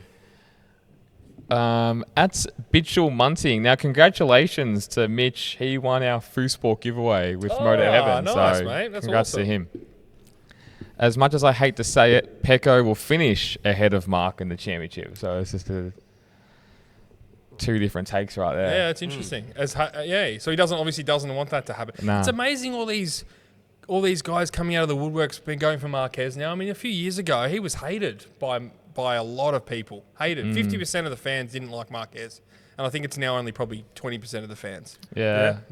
Actually, You guys always were fans. I was not a fan but of I him. could never understand why not. Yeah, same. It's just the Rossi. It's just the Rossi era, isn't it? I mean, that's the thing. But it still doesn't make sense to me how you can. I mean, I like Rossi. Yeah, I like Marquez. that's right. I mean, I can do both. Yeah. Yeah. It's just so tribal. That's the But thing. most Marquez fans still like Rossi.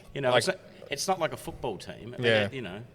Well, I guess it is. It is in some people. It is. Yeah. It's very tribal. It is. It's just all online comments and Yeah, people it's right. get caught up Yeah, in people all that stuff buying as in well. and- Yeah.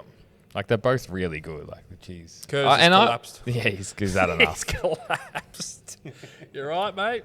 Yeah, good, beautiful. The only reason I liked Marquez because I loved just how he went about it. He was just so aggressive and just amazing to watch on a bike. Like his natural talent is His incredible. saves were amazing. And he saves. How good were his saves? That's what really done it. Yeah. God, he changed the game with that. He was the first real rider to save crashes with his elbow on a consistent. But all the greats leave their mark. Rossi with his leg out. Angle. Yes. Kenny that's Roberts right. Senior with drag in the knee. Yeah, well, actually, there was a guy called Sarian, who was a rider who was the first to do that on Yamaha.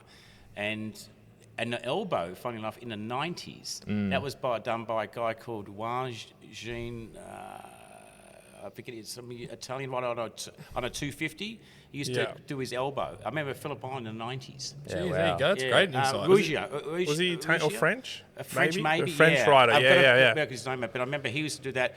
I think Johan Sarian, I think his name might have been. It was the first to drag his knee. Kenny Roberts then really. Yeah, he made it famous. Yeah, that's right. He sort of did it all the time where he had to get the knee scrapers and stuff. But then like Rossi with the leg. And you got amazing. Marquez of just saving crashes. Like obviously these greats just leave their mark in history at the same time. I thought Rossi, what was so good about Rossi was he would not only invent the style, but he changed. If you looked at him in the early days, the way he rode in his style, coming the corner, to what it was like. He was doing a whole off the bike shoulder rubbing type thing. He adapted his style. He did, to the bikes at the time and tyre, and. And that leg. I remember seeing that for the first time. I remember that as well. And I'm thinking, what's he doing? It was like when you're coming down and it's a bit damp, and you're sort of getting putting your foot out. You used to see that with riders when it was wet.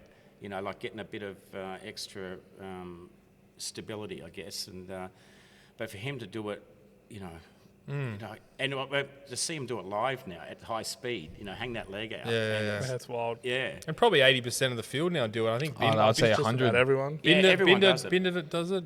Rins. Everyone does it. Yeah, right. Even all the Moto 3 boys do it. Yeah. Even on PlayStation 5, they do it. It's even in the games. That's right. Yeah, that's it.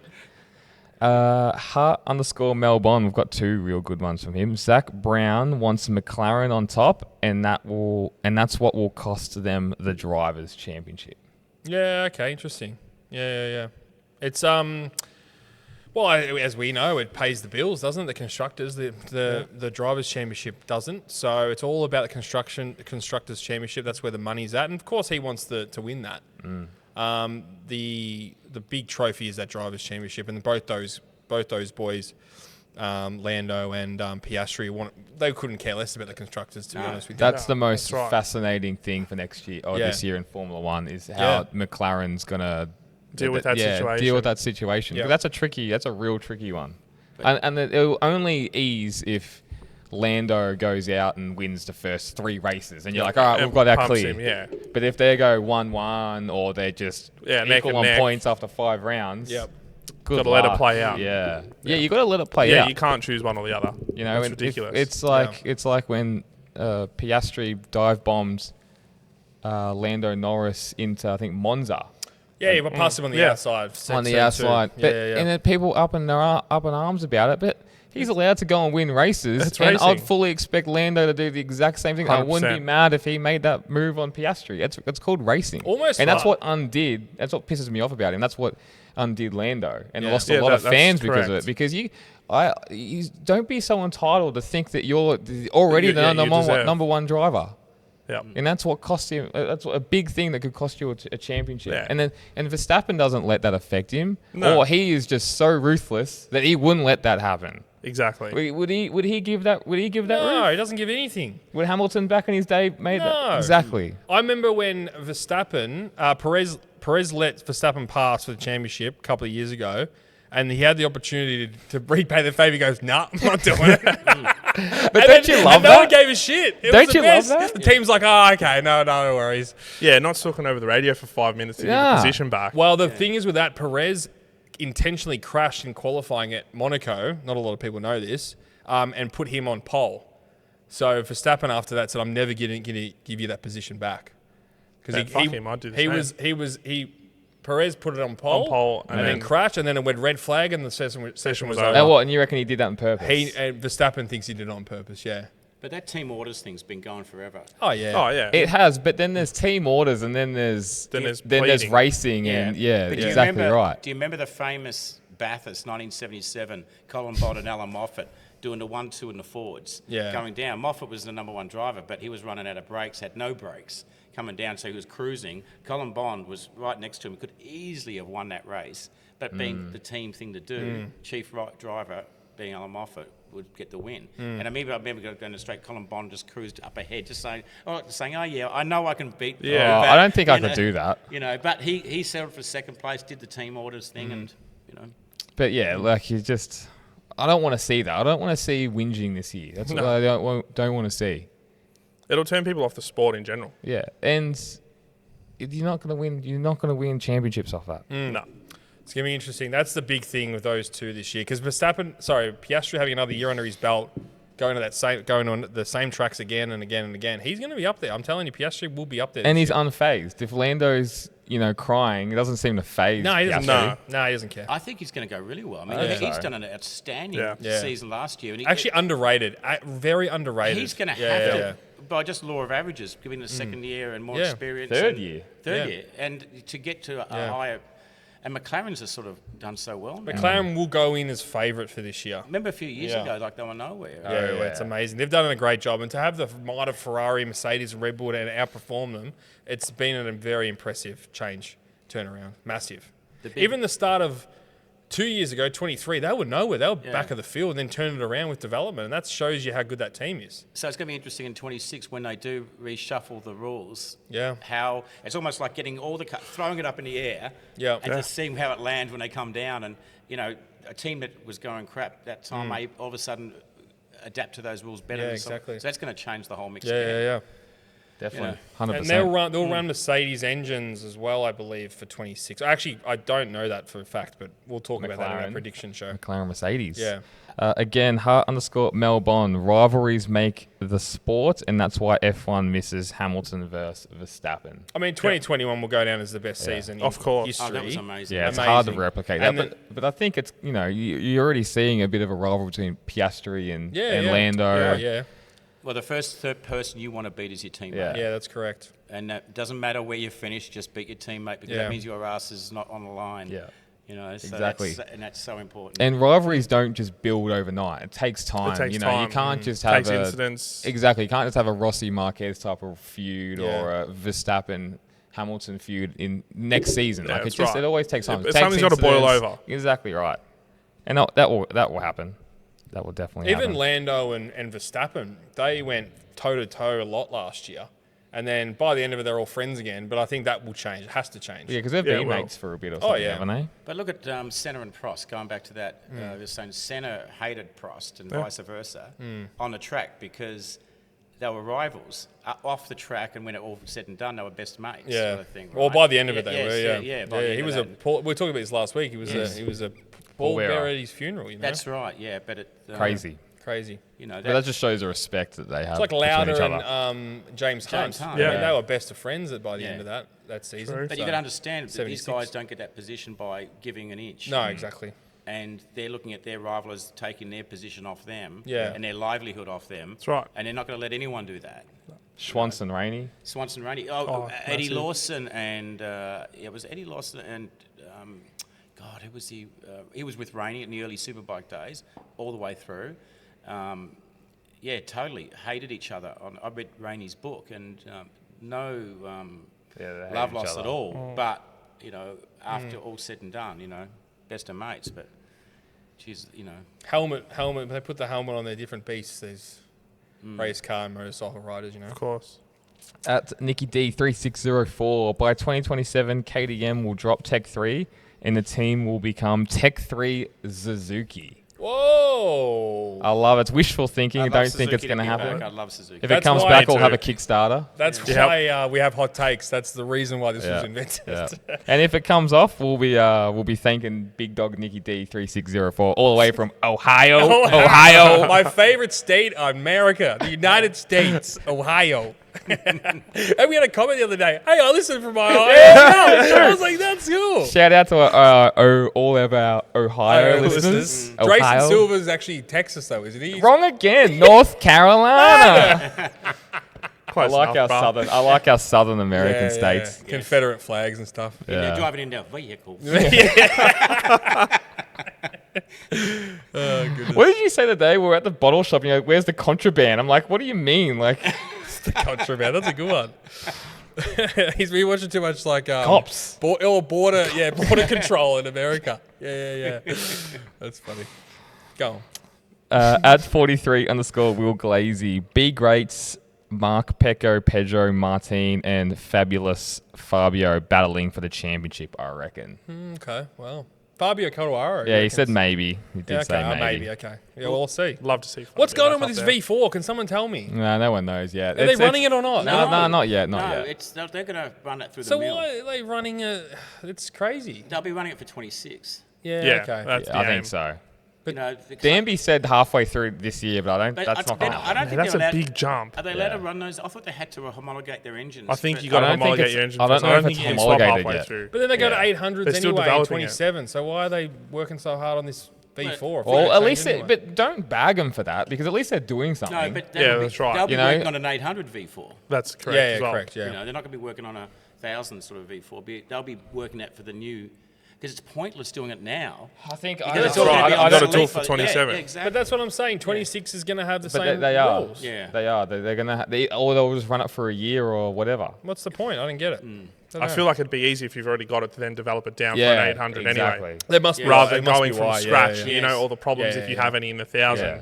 But Anyway, I it's the might of Yamaha. I It's a was big told company. they're going to run a V4 this year, though. Nah, No, That I would- think that I would have think been out they there might doing have. I think Dovey might have tested it, maybe, it ain't ready for the but races it's not. yet. It's not going to be debuted this year. No. Okay, you've heard it here first, ladies and And gentlemen. is Fabio going to get any hair on his chest? Who knows? Harry rides with nothing underneath. I know it's pretty Yeah, wild. that's. I know. Yeah, Remember that's weird. when the letters came up and in Happened a couple Catalonia? you times. see- Yeah. It's amazing. I thought that was a ploy for his Instagram. Probably was. He's got enough money. You know what's an interesting thing, Daniel? You appreciate this. Jack Miller, full Dainese suit, with and an then Alpine Stars lid. Alpine Stars Very helmet. interesting. Yeah, Weird but as. that's the. We were talking before about that. They used to do that. Yeah, you got a good motocross. point on this actually. They do a head-to-toe deal, Yeah. like Alpine Stars, and then, or Dainese could do a head-to-toe deal with the rider, then sell off the helmet component Correct. to another manufacturer and recoups money right in that way. So Yeah. that used to happen in motocross, and I assume that happens in that level as It well. must. I Yeah. think with Jack, it's because Pramac needs someone in Dainese.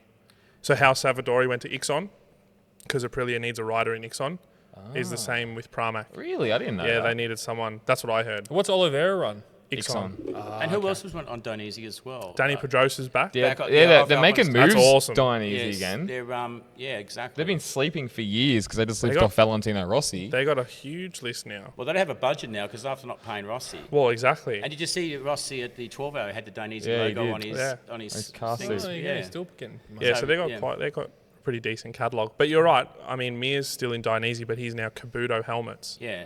So he's changed. Yeah. So they're moving away from head to toe. Aldeguer's still with LS2. But he's dying easy. He's dying easy. Marini, he's dying easy. He's head to toe. Bezecchi's head to toe. Digia's showy helmet. Yeah, that's right. Because is he dying easy? Toprak's showy helmet. And he's dying easy. Yep. AGV. So that's Correct. right. That's the AGV and TCX boots. Yeah, that's their own thing. Yeah. So, but it makes sort of sense that it's okay. We can just get X amount of money for this helmet. Correct. And it recoups the cash in, and it's all about the money, isn't it? It's still got a long way to go. It's such a strange combo to see. Weird as. Well, the last person was Valentino. He ran Dainese suit with Alpine Star boots, Alpine Star logo on his suit. I had a photo I put up on that with, he had the Dainese there with the Alpine Star logo. And back in those days, they had, we all did that here in Australia, was Dainese suit, Alpine Star boots, and Spitty gloves. That was like the combination, right? Of those days. And I remember those, they had nothing. It was just a bit of leather. Leather. Yeah. And some of them had the sort of studs in your palms. So when you run down, I'll just burn in holes in you. They actually re-released a retro pair like that, have they? funnily enough. But there was no, I've got a pair of beautiful Dainese road race gloves now, and it's like, Yeah, you they can hold on. 300 k's an hour. And those things, but the gloves we used to race with were pure leather. Yeah, it's amazing. Tech behind him's insane. This is a hot take _289_racing. Acosta P3 in the championship behind 63 and 93 will outride the VR46 and Grassini boys, and obviously the Aprilia boys. Big call. That's a huge call, man. It's a huge call on a dying KTM. Well, it goes back to my point from the start. They might go all right the first half of the season, but agree. they're going to struggle after that. really struggle. The development that goes on in that second half of that season. And that's where you need all the flyweights. That's where you need different parts, and you need to change things, because it's all the European tracks. It's so different. So. That's exactly where they're going to get found out. Yeah. And it's where Aprilia usually gets found out. Yeah, exactly right, man. That's where they struggle the most over the last few years. And what's the mentality of the riders going to be like, having this unknown quantity? Exactly, it's such a hard thing, right? Because what I'll be doing, I'll be having my manager sourcing out another rides. Yeah. Trying to because it's almost like the rat's leaving a sinking ship. But look, hopefully they'll go on as normal. But you can understand if a rider's thinking, maybe there's a deal. Yeah, you can't blame them. Yeah, 100% you can't blame them. It's a dog-eat-dog world at the end of the day. That's right. Because at the end of the day, they'll flick you in a heartbeat. Correct. 100%. If you don't perform and your bike's good, they'll flick you in a It's heartbeat. the ultimate KPI, right? Yeah. So it's you got to look after yourself at the end of the day. Yeah. Look at Fabio took the money. Yeah. Don't blame him. No one blames him for that. Look after yourself. Yeah. One Mir did the same. Yeah. A rough call, man. That'll be his last year. But if KTM fell over out of the GP for next year, that's that's a hole in the grid. In the grid, yeah. Yeah. BMW I really will take. hope it doesn't happen. Remember that in 2008? Remember that season when they had, it was like a dozen CRTs. bikes? Well, Yeah. 2011. Was it when they had about a dozen bikes? Yeah, on when it? we were sitting on top of the pits watching the race start, and there was like 12 bikes. I swear there There was was like 12 nothing, bikes yeah. on the grid. Yeah. It was bad. That was Even- Simoncelli's year when he died the race after. Yeah. There was so many injuries that year as Yeah. well. So then there was hardly any bikes on the grid. But you look at the later years of the 125s, like when Marquez won a title, there was only like 18 bikes on the grid. There wasn't many at all. And that's why obviously they went to the 4-strokes. Yeah. Well, 08 was the global financial crisis Yeah, and all it that all kind of turned to thing. shit. It all turned to the shit after that. Exactly right. Last one, our boy Jazza Madsen. The World Endurance Championship is the healthiest series in the world. It is. It really is. Yeah, the I amount of agree. manufacturers they have in there. Yeah. They've got everyone. Yeah. Mercedes, they've got Ferrari, they've got Aston Martin. Cadillac. I mean, they've got... And remember we used to watch it one year, Toyota were the only cars in the LMP1 class. Yeah. It was just Toyota versus Toyota versus Toyota. Now they've got like 25 different manufacturers, different cars. You're talking Le Mans style Yeah, endurance. yeah. But again, this is what happened after COVID. Everyone went out and bought things. All these brands got so rich. Oh, let's go into motorsport. Let's spend all this money. And now you see KTM going down. You're seeing all these other brands going down. It might go back to that stage soon, but who knows? They seem to, their eyes just light up and they go, let's go spend all this money. And they realize, oh, fuck, we're in the $10 million debt now, or hundreds of millions or billions. You know, there's this endurance racing is huge. And you obviously got your big factories like Ferrari and everyone that does that. But like, how much money is that series really bringing in? Well, I think Le Mans as an event is if they didn't. It's like Bathurst with the supercars. If they didn't have a Le Mans, they wouldn't have a series. Yeah. It's a similar thing. But like they race in Bahrain, they race in China. I mean, it's pretty big. But like, let's be honest. Have you guys ever watched World Endurance Championship in Bahrain? Yeah, last year I China? did. Yeah. No, I'm telling you, this year it's really, really exciting racing. Yeah, I agree with his statement. I think it is the healthiest championship in the world. I still think there's so many different categories in it. Yeah. It's still a rich. I wouldn't say the healthiest. I mean, I think Formula One would probably be a more healthy. I mean, that's never dying. Formula One's never dying. I think this is more like a pure healthy though. Where's the money coming from? In, like insurance, obviously TV rights or something like that. Yeah, because who watches it? I mean, if you went today and said, "Okay, guys, I want to start a racing series. We're going to get some cars or bikes, and we're going to run them for 24 hours. And we don't expect people to sit there and watch it." You'd say you're mad. Yeah. You know, because everyone has such a short attention span. But all those cars are covered in sponsors. Yeah, covered. I think it's because you know the history behind it. And it's just, and I think it's a European thing. They go for that. They make a big party of it. Le Mans would just be a huge party. But answer this question: if they had a 6 hours of the bend, I'd go 100%. Yeah, I would. 100%. A 6-hour race is hardly endurance race. Well, like, or a 12-hour or something. I'd be like, that's so cool. Yeah, I'm going. You know, like if we saw those what do they call them now? They don't call them LMP1 anymore. Hypercar. Yeah. The hypercars around there. I mean, that'd just be a crazy event to go to. Yeah. And what Bathurst does that? Bathurst is a 6-hour event. You know. It is a big one. It's a big one. Yeah. But what helps the World Endurance Championship is you see like Jenson Button, Formula One drivers. Yeah, you've got the names. Fisichella, you've got the names. Mark Webber's raced it. All those guys. That's right. But they're seeing it as a career now where it didn't used to be. Like people are going to World Endurance Championship, they're choosing that over some other manufacturer or other categories. Do you see Max in the future doing it? Yeah, I think so. I don't think it's big enough for him to race full time in it, but do a Le Mans 24 hours when he's older or something like that, when he's retired, whatever. Jesus, I mean, yeah, you got to love it, wouldn't you? But remember Alonso a few years ago, Alonso goes, I want to win the Le Mans, which he did. I want to win a F1 World Championship, which he did, or Monaco. And he wants to win that Indy 500, and he was leading it. Yeah. And his stupid McLaren Honda conked out with about 40 laps to go or something. So he's a racist. They call it racer. the three-peat, and only one person in the world's done it, and it is Andretti. He's Formula One, Indy. He didn't win Le Mans. He didn't win Le Mans. No. He was at Jackie X. Jackie X? Yep. Geez, that's going back a bit. Yeah. Tell me about Indy cars. What's the status of the Indy cars? Oh, I think it's still healthy enough. I mean, America's 300 million people, isn't it? So they can keep their series alive for just them watching it. Because it used to be unreal to watch Indianapolis. Remember Surfers Paradise? Yeah. How cool that was. That was great. Sebastian Bordeaux. I'd love to go to that if that was... Yeah, that would have been great. I wish I did go to that. It was Yeah. because, being up there would have been amazing. Oh, I've had 100%. friends who've done it, rented rooms. Yeah. Top with balconies and stuff, and that'd be great. Yeah, I couldn't tell you much about IndyCar though. No, again, Indy 500, if they didn't have that, they wouldn't have a series. That's V8 Supercars though. It's Bathurst. It's the same thing. Series. Le Mans and the Endurance Championship, that's the thing. The other it's like F1 and Monaco. I mean, you could go without Monaco and still have an amazing year, So you could take Magello out and still have an amazing year. The bikes, you had Suzuka 8-hour, right, which is... that's awesome event. Now, the great thing about that is there's tyre wars. Yes. That's probably the last big event that actually has tyre wars on that. And I think hypercars are all controlled with all the same tyres. So that's a good point. And Suzuka's usually running about 40-degree heat too. It's bloody That'd be a cool one to go to. Yeah. It's Easy, boys. Thank you for episode 100. Raise the bat. Yeah, raise the bat. 100 of the best. Thanks to all the listeners that have come along this journey with us. We really appreciate it. Thanks for coming on. More stories next time. Yeah. That's part 3. He raced against Mick Doohan. That's the next one at Bathurst. No, it's the one where the petrol was all over me at Okay. Okay, we'll save it. Save it for the next one. Thanks, heaps. See you guys.